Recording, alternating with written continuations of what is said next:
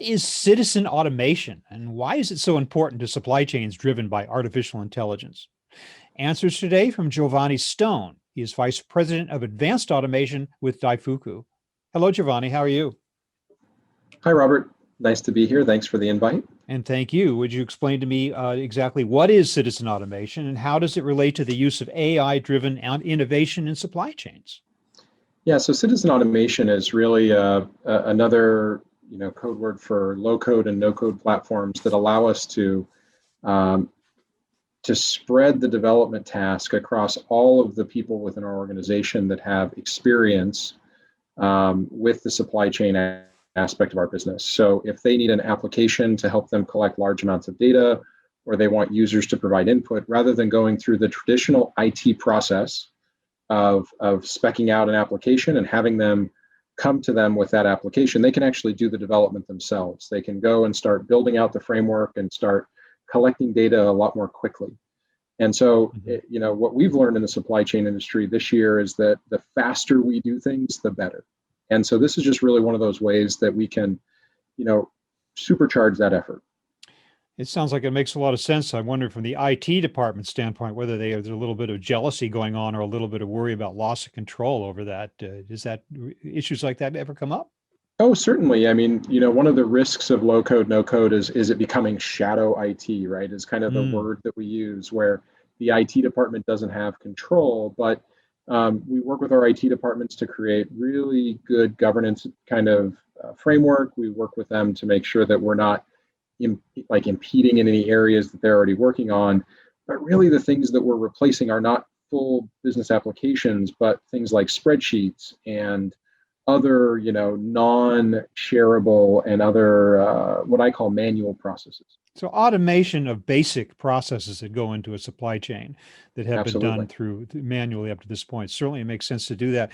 But I mean, obviously you don't need to be, you're saying you don't need to be an IT professional or a coder necessarily to do this, but what type of development expertise do you need? I mean, you got to have something, some kind of smarts or some kind of training, or is it just so user intuitive that anybody could do it? Yeah, I mean, it's I can do it. So that's that's a that's a start. Maybe we But should say I can do it. Maybe I'll be the benchmark for that, which would really make exactly. it But amazing. if you understand the basic principles of a database, right, that it has tables, everything after that is really it's truly no code. It's all configuration and setting up relationships and making sure data flows back and forth. Now, certainly Mhm. there's only the surface, of QuickBase that a lot of users touch, but there's so much more in those no code applications that can be done. And the great thing is a lot of the vendors that do this, they provide training and they provide, web-based tools to help you learn how to use that tool even more quickly. And if you can do Access or you can do even Excel, the no code platform is usually pretty easy to use. I think most of us are okay on Excel. That's about Right. our basic training. But well, that's interesting because it seems to be a good way to advance the whole notion of the everyone's favorite word in supply chain technology these days, digitization. Absolutely. Is this a good way to push forward and not have to worry about the bureaucracy of an organization getting into an initiative of that kind? Absolutely. And a lot of the work that can be done here, I like to look at it as a stepping stone to maybe a larger platform, right? Mhm. So if you're thinking about going to a larger platform, it's really hard to go from paper to one of the big platforms because your processes aren't defined and you haven't really thought about your data. Whereas these no code platforms allow you to really step your way into it. You can do the thing that's important to you at that point. And one of the big things we use it for is rather than have a spreadsheet for every project or a spreadsheet for every customer, we now have one database that has all of the information combined, and the process then becomes very defined, right? I can ensure that everybody is using the exact same process to do something, which is one of the keys to digitization is making sure you have all the Mhm. same data. Easy for me to say. If you put this expertise in the hands of individuals in different disciplines within the organization, isn't each one going to kind of approach it from their own needs and standpoints and make it hard for it to be a single database that meets everyone's needs? They're going to want to tweak it a little bit here and there. Sure. I mean, certainly that's a risk with any platform if you don't govern it correctly. Hmm. But what I find is that people generally have one thing that they want to try and accomplish. And the great thing about a lot of these no-code platforms is they make integrating between different applications very easy. Mm. So if somebody decides, hey, I want to put my data to look like this, and another decides I want to do it like this, we can go in and we can very easily simplify that and find the pieces of commonality that we want to keep, and then refine it and iterate on that application idea. So there's a certain amount of customization allowable from a common database. Sounds like you're Sure. saying. Yeah. The individual screens, individual departments might look a little different, or what they're focusing on might look a little different, but it's still drawing on the same pool of data. That's the key. That's absolutely the key, is making sure that that data pool is common.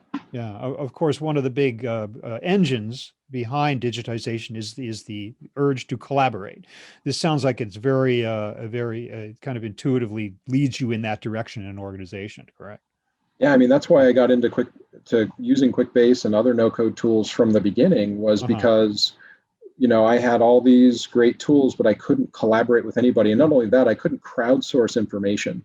So I found Mm. myself doing administrative tasks 80% of the time and doing non-administrative tasks 20% of the time. And that just I doesn't make see. any sense to me. Yeah. Collaborative within an organization. What about the use of this technology for applications that take you beyond the four walls and into your supply chain partners? Because here again, now we're talking specifically supply chain. Can this type of thing extend that far? Because then it gets a little more complicated, I would think.